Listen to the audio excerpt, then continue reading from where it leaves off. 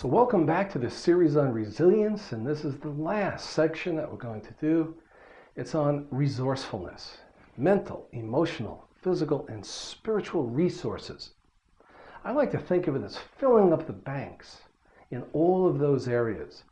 For particularly challenging times, we draw on the banks, and the stronger we are in each of those four areas, the more we're apt to be able to deal positively and strongly to get more of the better results that we can in a very challenging world where many things seem out of our direct control. So let's start with mental and a simple concept: closed mind, open mind.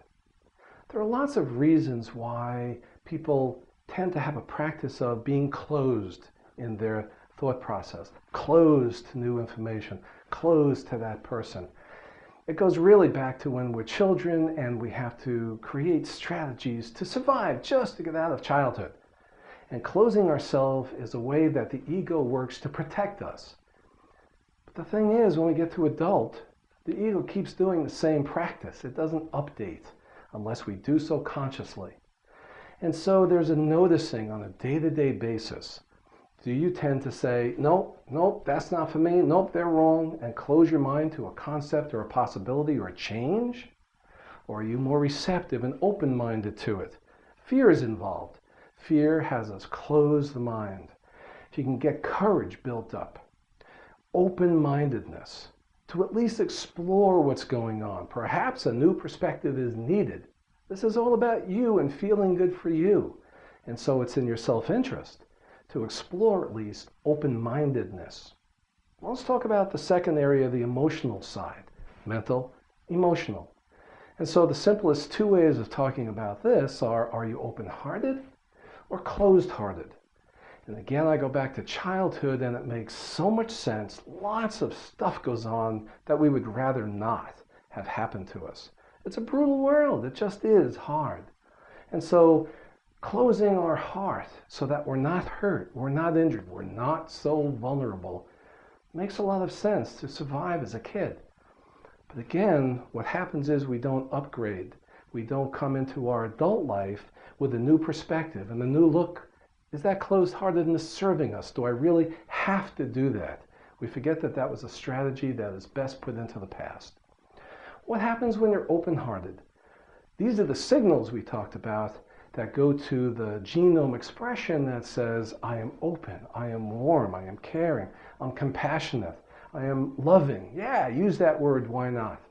Because when we resonate from that place of open heart, we simply feel better. And by the way, the people in our circle feel better too, even in trying, difficult, challenging circumstances.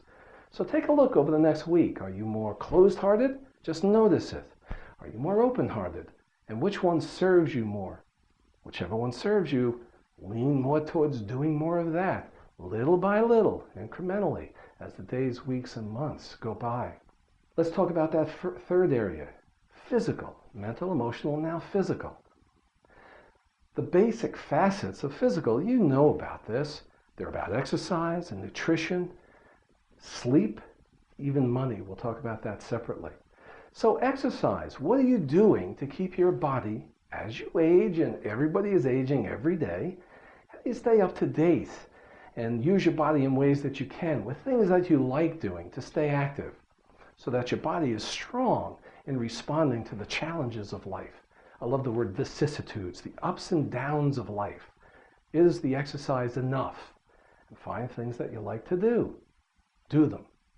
Nutrition. We get into bad habits and good habits. So what are you putting into this vehicle, this body that we deal with life from? Are they the best things? Is it balanced nutrition? Take a second look at that. Too many carbs, too many fats, not enough vegetables. You can make changes slowly, daily, weekly, to get your nutrition up better. Sleep. Got to restore the battery. How many of you are suffering from any lack of sleep? There's a concept called exquisite self-care. If you're not in good shape, everything you do will suffer.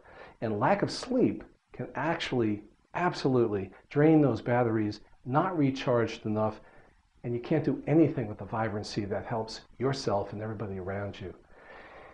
I want to talk about money for just a moment, because money is one of those things, it's the most fought about thing in a relationship, and it can be very troubling for us, which brings our resilience down. So are you on top of your game about your money? Just like the body never lies, numbers don't lie. Do you have a budget? Do you have enough in your savings to feel comfortable? Because that feeling of comfort gives you more resilience. Have you thought about those later years?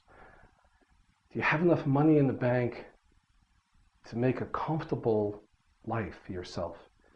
So take another look at your money, because it stresses you or it buoys you.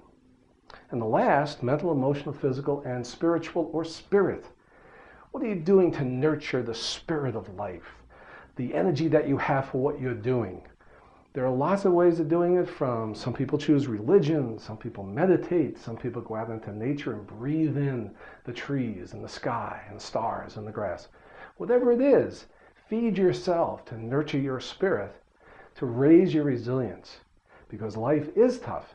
And there are many tools, though, to help strengthen yourself as you come across all of the challenges of life. Raise your resilience, you'll lead a happier life.